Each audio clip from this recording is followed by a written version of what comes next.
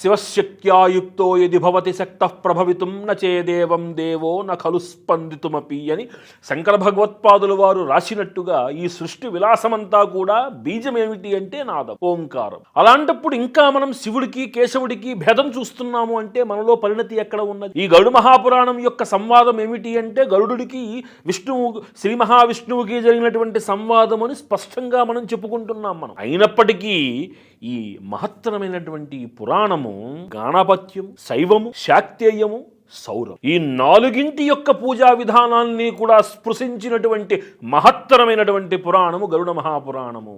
ఇది మనం చాలా జాగ్రత్తగా గమనిస్తే, ఈ పురాణము వెనకాల ఉన్నటువంటి ఆంతర్యాన్ని గమనిస్తే, దేవతా సమూహానికి కలిగినటువంటి అంటే ఆ దేవతలలోనే ఈ భేదము లేదు, మానవులలో మనకి ఎందుకయ్యా అన్నటువంటి స్పృహ, విచక్షణ, ఇంగితము మనలో, జ్ఞానము మనలో మేల్కొంటాయి.